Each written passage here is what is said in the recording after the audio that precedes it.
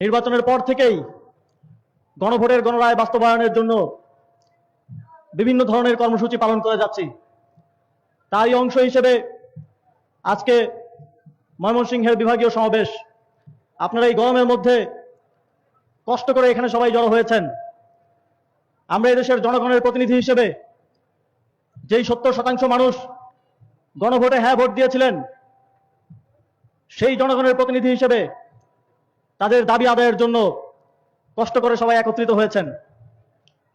আমরা নির্বাচনের আগে দেখেছি আমাদের যিনি এখন প্রধানমন্ত্রী হয়েছেন, তিনি একটা নির্বাচনী সভায় অনুরোধ করে বলেছিলেন আপনারা সবাই গণভোটে হ্যাঁ ভোট দিবেন। কিন্তু নির্বাচনের পরে সেই গণভোটের রায় বাস্তবায়নের জন্য যে সংবিধান সংস্কার পরিষদ হওয়ার কথা, সেই সংবিধান সংস্কার পরিষদের শপথ তারা নিলেন না। এবং নির্বাচনের পরে যে গণভোটে হ্যাঁ ভোট দেওয়ার জন্য প্রধানমন্ত্রী অনুরোধ করেছিলেন, তা নিয়ে তিনি আর কোথাও কোনো মুখ খুললেন না।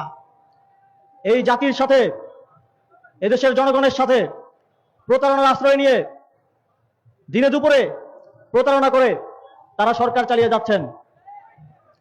তারপরও বাংলাদেশ যেহেতু একটা দীর্ঘ সময় কঠিন পরিস্থিতির মধ্য দিয়ে যাচ্ছিল, 11 দলীয় জোট, সংসদে বিরোধী জোট একসাথে দেশের স্বার্থে কাজ করার কথা বলেছে, সরকারকে সহযোগিতা করার কথাও বলেছে।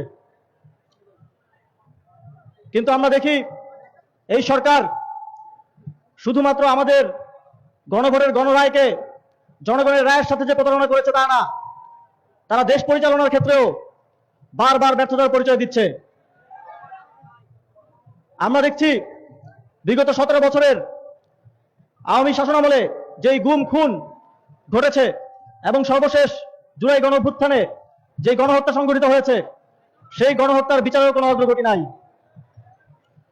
বরং আমরা কি দেখছি, আপনারা হয়তো দেখছেন আপনাদের এলাকায় যারা ফ্যাসিবাদের সাথে জড়িত ছিল, যারা হত্যাকাণ্ডের সাথে জড়িত ছিল, তাদের সাথে সমঝোতা করে সরকারি দল রাজনীতি করছে।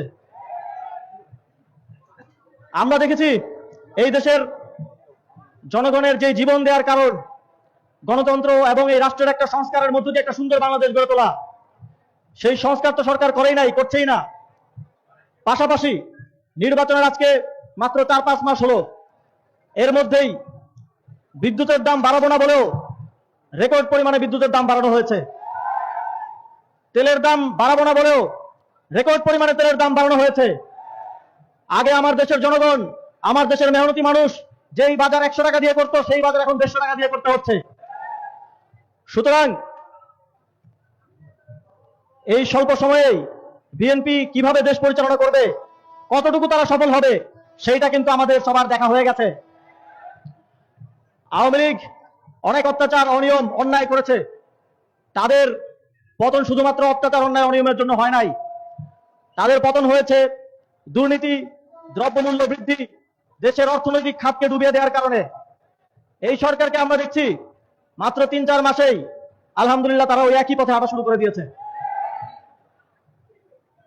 আমরা যদিও বারবার বলি যে আমরা সরকারকে সহযোগিতা করতে চাই দেশের স্বার্থে, কিন্তু সরকার যদি জনগণের বিরুদ্ধে অবস্থান নেয়, জনগণের প্রতিনিধি হিসেবে, বিরোধী জোট হিসেবে আমাদেরকে সরকারের বিরুদ্ধে দাঁড়াতে হতে পারে।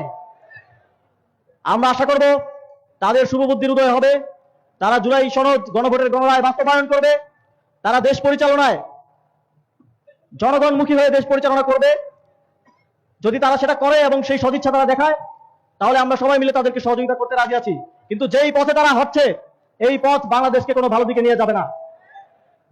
সংগ্রামী বন্ধুগণ, আমরা দেখলাম যে প্রধানমন্ত্রী মালয়েশিয়া এবং চীন সফর করলেন। আমরা সোশ্যাল মিডিয়াতে তার পেজে অনেক ধরনের গান টান শুনলাম, অনেক ধরনের পিয়ার নেটওয়ার্কিং হচ্ছে দেখলাম। মালয়েশিয়ার শ্রম বাজারটা 2 বছর 3 বছর ধরে বন্ধ। একটা দেশের প্রধানমন্ত্রী গিয়ে আসলেন, আমরা ধরে নিয়েছিলাম যে শ্রম বাজারটা ওপেন হবে, ওপেন হওয়ার ঘোষণাটা আসবে, তিনি সেটাও করতে পারলেন না। তিনি চায়নাতে গেলেন, সেখানেও আমরা মিডিয়াতে অনেক হাইপ দেখলাম, অনেক কিছু দেখলাম, অনেক কথা শুনলাম। কিন্তু আমার দেশের জনগণের জন্য কি নিয়ে আসলেন, এই বিষয়ে কোনো স্পষ্ট বক্তব্য, স্পষ্ট কিছু আমরা দেখলাম না। আপনি যদি শো অফ করার জন্য ঘুরতে যেতে চান, তাহলে সেটা এক কথা, সেটা করতে পারেন, সমস্যা নাই। কিন্তু এই যে বড় বড় কথা বলে আমার দেশের জনগণের জন্য যে কিছু নিয়ে আসতে পারলেন না, এটাও আপনাদের পররাষ্ট্রনীতিতেও যে আপনাদের সরকার ব্যর্থতার পরিচয় দিচ্ছে সেটার প্রমাণ বাংলাদেশের জনগণ পেল। সংগ্রামী বন্ধুগণ, আমাদের গণভোটের গণরায় বাস্তবায়নের, জুলাই সনদ বাস্তবায়নের জন্য আমাদের যে লড়াই, আমাদের এই লড়াই চলমান থাকবে এবং এই দেশের 70% জনগণ যেই হ্যাঁ ভোট দিয়েছে এবং শত শত হাজার হাজার জনগণ একটি সুন্দর বাংলাদেশের জন্য জীবন দিয়েছে, সেই সুন্দর বাংলাদেশ গড়ার লড়াই আমাদের পক্ষ থেকে জাতীয় নাগরিক পার্টি